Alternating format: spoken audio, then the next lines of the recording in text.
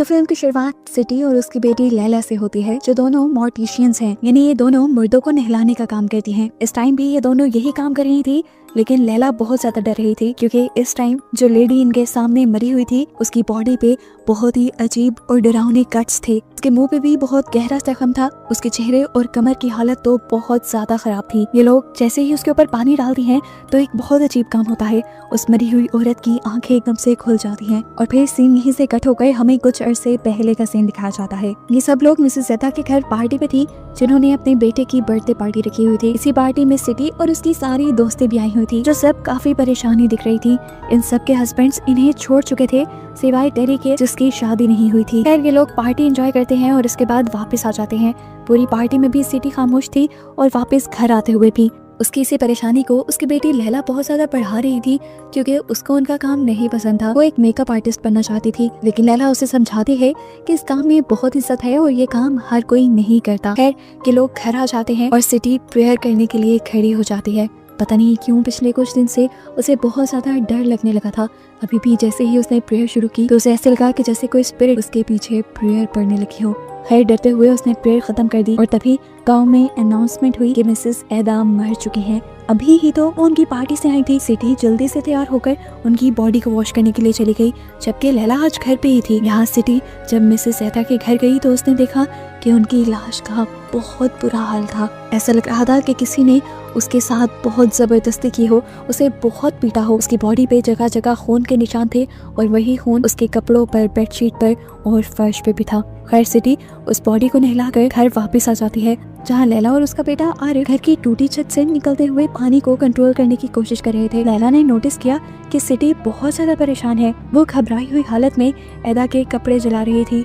जब लैला ने पूछा कि मॉम आप ये क्या कर रही हैं, तो सिटी ने जवाब दिया कि मरे हुए लोगों की चीजों को जला देना चाहिए। लैला ने हाँ में सर हिलाते हुए कहा, ठीक है आप अंदर जाएं, ये काम मैं कर लेती हूँ।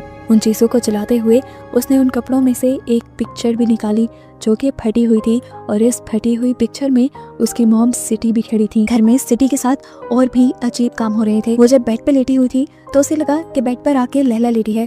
उसने लैला से पूछा, क्या तुमने डोर बंद किया? ये कहते ही जैसे ही उसने पीछे मुड़कर लैला को देखा तो पीछे कोई भी नहीं था और इससे वो बहुत ज्यादा डर गई। इतनी देर में लैला यहाँ आई और लैला ने उससे पूछा, आपको क्या हुआ? लेकिन सिटी ने उससे बात छुपा ली। थोड़ी देर बाद सिटी जब उठकर वॉशरूम में गई तो उसे शीशे में अपनी जगह अपना भूत खड़ा दिखाई दिया और इसे देखकर उसने जोर से चीख मारी। खैर सब सो रहे थे, वो भी आकर लेट गई और आधी रात में हमने उनके रूम में एक बहुत ही भयानक साए को आता देखा। ये साया बहुत बड़ा था और किसी भयानक एंटिटी का लग रहा था। इस साए का एहसास होते ही सिटी की आंख खुल गई। इससे पहले कि सिटी कुछ करती, उस साए ने सिटी का गला पकड़ लिया।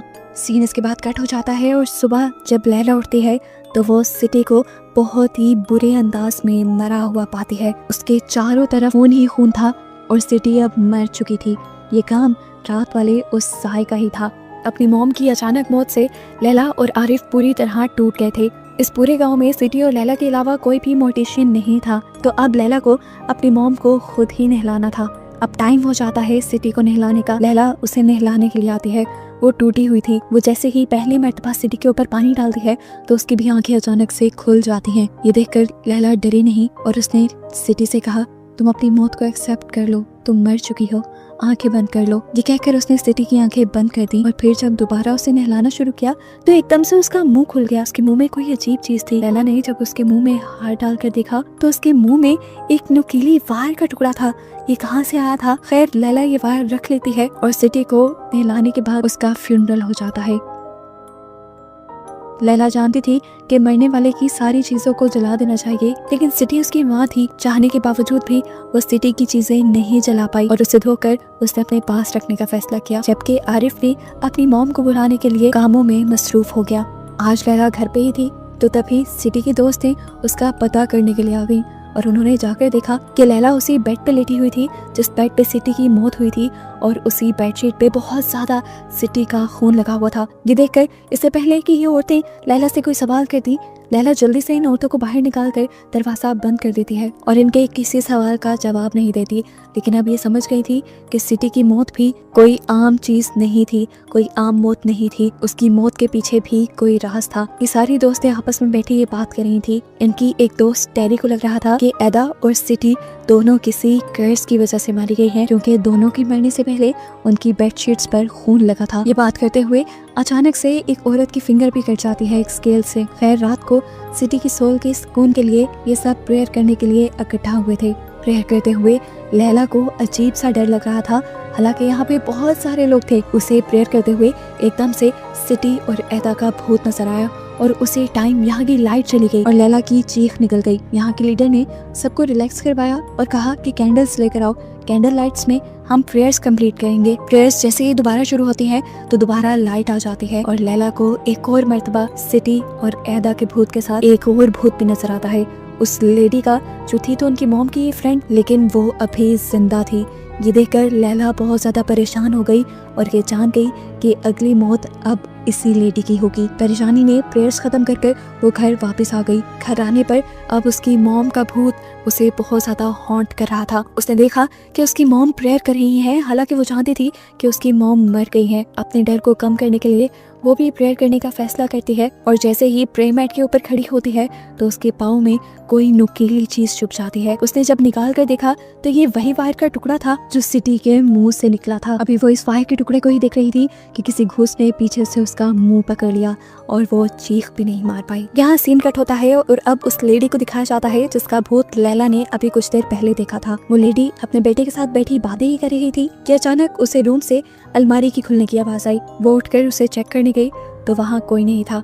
अब जब उसने कबर्ड खोलने की कोशिश की तो कबर्ड खुल नहीं रही थी, जैसे वो जाम हो गई हो। वो इस कबर्ड को छोड़कर जैसे ही बाहर आने लगी तो एकदम से कबर्ड खुद ही खुल गई। उस औरत को ये सब अजीब लग रहा था। बाहर बैठा उसका बेटा भी ये नोटिस कर रहा था। वो अब अलमारी को खोलती है और जैसे ही कुछ देखने के लिए कपड़े स्टाइल पे करती है तो एकदम से दो डरावने हाथ आकर उसकी गर्दन पकड़ लेते हैं और दम घोट के उसे मार देते हैं। उसके बेटे ने देखा था कि उसकी माँ तड़प तड़प कर मर गई और उसके मुंह से भी खून निकला। इसकी भी मौत बिल्कुल सिटी और एदा जैसी ही थी। 3 दिन में 3 मौतों का सुनकर अब पुलिस भी यहाँ पहुँच जाती है। ये तीनों औरतें जो मरी थी ये आपस में बहुत ज्यादा क्लोज फ्रेंड्स भी थी। पुलिस को लगता है कि इनके मरने के पीछे जरूर कोई राज है जिसे इन्वेस्टिगेट करना जरूरी है, पर इस औरत का बेटा हर किस्म की इन्वेस्टिगेशन से मना कर देता है क्योंकि उसने अपनी मॉम की मौत अपनी आंखों से देखी थी और वो पुलिस ऑफिसर से कहता है कि उसमें ऐसा कुछ एबनॉर्मल नहीं था जिसके बारे में मैं आपको कंप्लेन करूं। वो बस रिक्वेस्ट करता है कि गांव वाले किसी तरह लैला को यहाँ ले आएं जो उसकी मॉम को नहला दे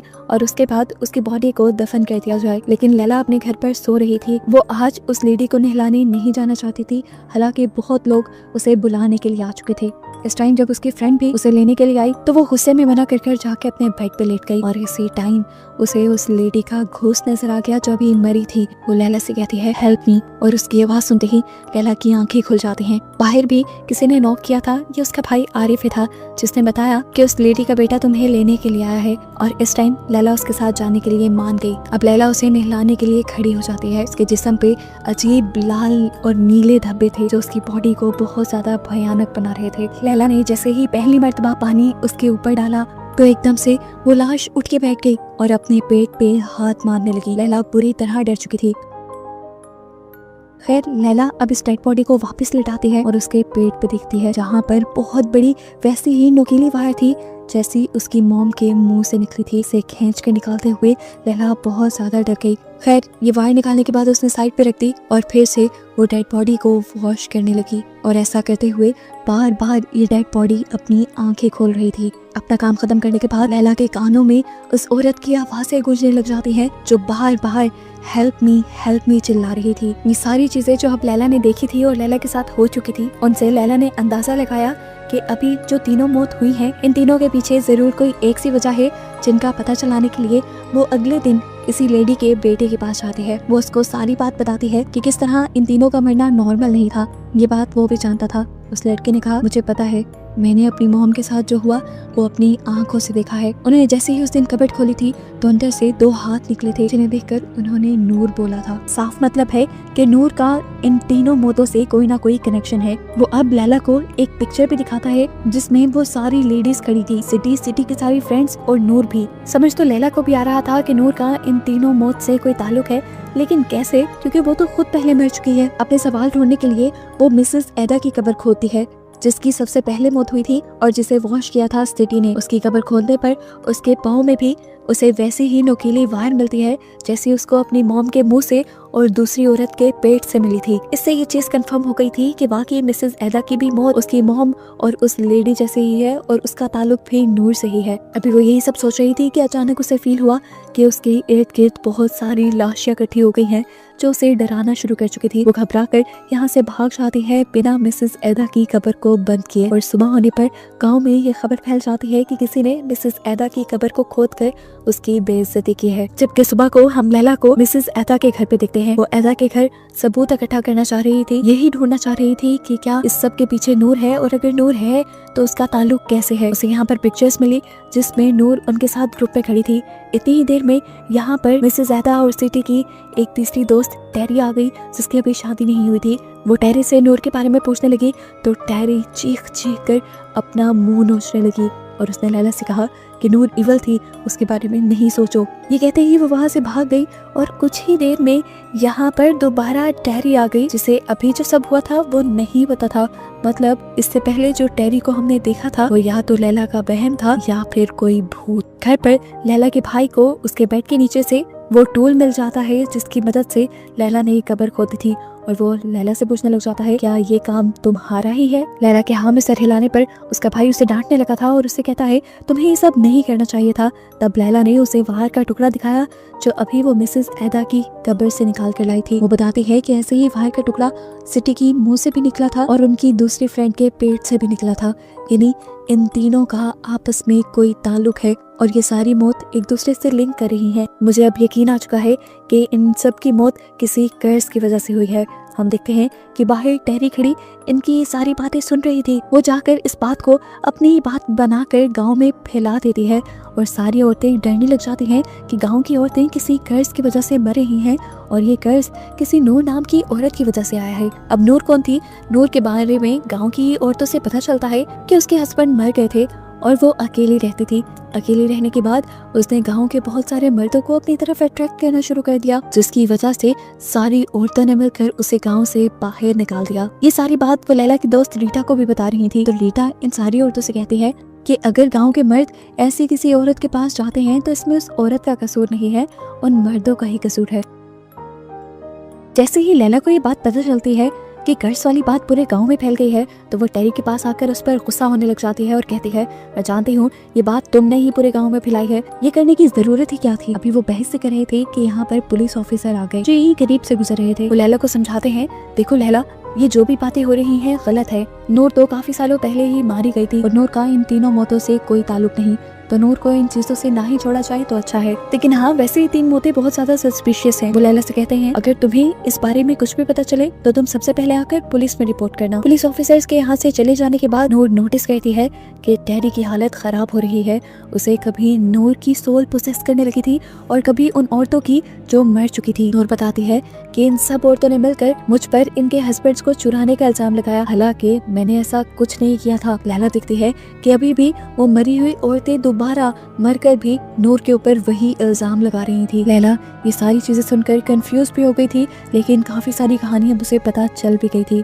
थोड़ी देर में जब टेरी ठीक हो जाती है तो लैला अपने घर वापस आ जाती है। घर पर भी वो नूर की फोटोज और उन वायर्स के टुकड़े इकट्ठे कर रही थी जो उसे सारी डेड बॉडीज के पास से मिले थे, कि देखकर उसका भाई बहुत ज्यादा परेशान हो जाता है और उसे मना करता है कि जो सब तुम कर रही हो वो मत करो। उसकी बात सुनकर लैला उससे कहती है नहीं, मैं नहीं रुकूंगी, हमारी मॉम को किसी ने मारा है और मैं उसका पता चला कर रहूंगी। रात हो जाती है, लैला सोने के लिए लेट जाती है और रात होने पर हम देखते हैं कि वही साया जिसने सिटी और बाकी सारी औरतों को मारा था, वो अब लैला के भी पास आ रहा था। उस साय ने लैला का गला पकड़ लिया और गला दबाकर लैला को मार दिया, जिसके बाद लैला का फ्यूनरल हुआ और हम लैला को अब उसकी कब्र में देख रहे थे, जहाँ उसे होश आया और एकदम से वो उठ भी गई और हमें पता चला ये सब लैला का बस एक डरावना ख्वाब था। उठते ही वो भागकर अपनी दोस्त के घर जाती है तो वहाँ उसे टूटी टाइल के नीचे से कुछ चीजें मिलती हैं। ये कुछ पिक्चर्स थी उन सारी औरतों की जो मर रही थी,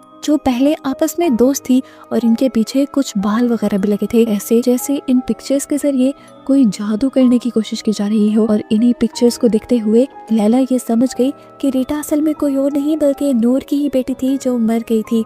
ये देखते ही लैला फौरन टेरी के घर जाती है ये बताने के लिए, लेकिन दूसरी तरफ हमें सिटी और टेरी की एक और दोस्त को दिखाया जाता है जो अब पोसेस हो रही थी। उसको नूर की सोल ही कंट्रोल कर रही थी, जिसके बाद नूर की सोल ने उसे गला घोंटकर मार और उसकी आंख में भी नोकीली वायर का टुकड़ा स्टैब कर दिया। अब ये क्लियर हो गया था कि इन सबको मारने वाली और कोई नहीं नूर की सोल ही थी, जो सबको मारने के बाद अपनी निशानी के तौर पर उन सबकी बॉडीज में वायर का टुकड़ा रख देती थी। यहाँ लैला जब टेरी के घर पहुंची तो उसे सारी मरी हुई औरतों के घूस नजर आने लग गए और यहाँ पर उसे उस औरत का भी घूस नजर आया जिसके बारे में उसे पता भी नहीं था कि वो मर गई, और घूस देखने पर उसे ये समझ आ गई कि अब वो भी औरत मर गई है। अब लैला जल्दी से उस औरत के घर गई उसकी डेड बॉडी को देखने के लिए, और लैला को देखते ही वो डेड बॉडी उठ खड़ी हुई। उसकी बॉडी में से लंबा वायर का टुकड़ा निकलने लगा और यहाँ ये देखकर लैला को हेलुसिनेशंस होने लगे। उसे लगा कि वो जो वायर उस मरी हुई औरत के पास से निकली है वो उसे ही अपने गिर्द लपेट कर अपने आप को मार रही है,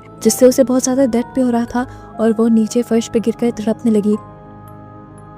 अब जैसे ही पुलिस ऑफिसर उस औरत की मौत का पता चलते ही उसके घर पर आए तो उन्होंने जमीन पर लेटी हुई लैला को तड़पते हुए देखा, लेकिन ऑफिसर को देखते ही लैला खड़ी हो गई और ठीक हो गई, ऐसे जैसे उसे कुछ भी ना हुआ हो। पूरे मोहल्ले के लोग भी यहाँ पर इकट्ठे हो गए थे और यहाँ पर रीटा भी आई हुई थी, जिसे देखकर उसने पुलिस ऑफिसर से कहा यही है जिसकी वजह से वो सारी लेडीज मर रही हैं, ये नूर की बेटी है और इसी ने इन सबको कर्स्ड किया है। लैला जब सबके सामने रीटा को बातें सुनाती है तो रीटा उसे गले लगाकर कहती है ये गुनाह उनका है, तुम्हें उनके गुनाह अपने सर लेने की जरूरत नहीं। ये कहने के बाद रीटा वहाँ से चली जाती है और लैला को तो समझ ही नहीं आती उसने कहा क्या, लेकिन रीटा के जाने के बाद यहाँ पर सभी औरतों को दर्द होने लगा था। वो तड़पने लगी थी जैसे वो इन सारी औरतों को पोसेस कर गई हो या कर्स कर गई हो। सभी लोग समझ गई कि इन लोगों के साथ जो कुछ भी हो रहा था वो रीटा की वजह से ही हो रहा था, इसलिए ये औरतें बेकाबू हो गई और रीटा के घर घुसकर उन्होंने रीटा को बालों से पकड़ते हुए खींचकर घर से बाहर निकाल लिया। बाहर निकलते ही रीटा चिल्लाकर बताती है कि तुम लोगों को मेरी मॉम को तकलीफ देने की ही सजा मिल रही है, और सीन्स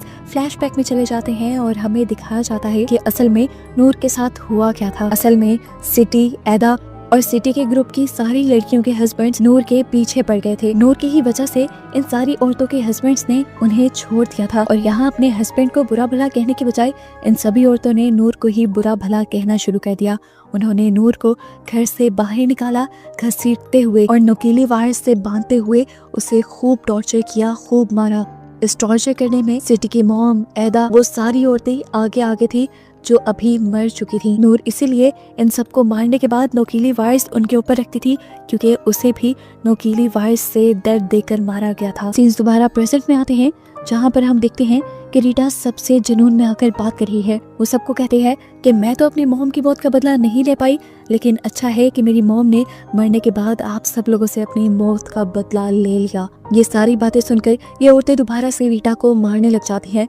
लैला दूर खड़ी ये सब कुछ देख रही थी और तभी उसकी मॉम की घूस्ट उसके पास आ जाती है और उसे ये सब बंद करने को कहती है। लैला भी जान गई थी कि ये सब ठीक नहीं हो रहा, रीटा को मारने से ये सब बंद नहीं होगा, इसलिए वो सभी औरतों को रोकने चाहती है, लेकिन औरतें उसे भी रीटा के साथ ही मारना शुरू कर देती हैं। ये देखकर लैला का भाई लैला को बचाने आता है, लेकिन एक औरत का स्टिक उसके सर पे लगने की वजह से यहाँ पर उसकी भी मौत हो जाती है। ये देखते हुए सारी औरतों को एहसास हो जाता है कि वो जो कर रही थी वो बहुत गलत है, लेकिन अब देर हो चुकी थी, एक इंसान की तो मौत हो गई थी। और कुछ ही देर बाद अब ये देखते हैं कि रीटा भी मर गई है। लैला यहाँ पर अकेली बैठी रह जाती है और रोती रह जाती है कि ना वो रीटा को बचा पाई और इस सब में उसका भाई भी मर गया। खैर सीन ही से कट होता है और दिखाया जाता है कि लैला अभी भी मॉर्टिशियन का ही काम करती है कि नहीं, वो मरे हुए लोगों को नहलाती है। आज जब वो एक औरत को नहला रही थी तो उसकी बॉडी से उसे एक पिन मिली और वो समझ गई कि ये औरत भी कर्स्ड है और इसे कर्ज करने वाली रीटा है। वो बनने के बाद अपनी मॉम की तरह अपना बदला ले रही है उन औरतों से जिन्होंने उसे मारा था। औरतों ने रॉड से रीटा को मारा था जिन पर पिंस लगी थी, इसीलिए वो पिंस इन औरतों की बॉडी पर छोड़ कर जा रही थी। और बस यही दिखाते हुए ये मूवी यहाँ खत्म हो जाती है।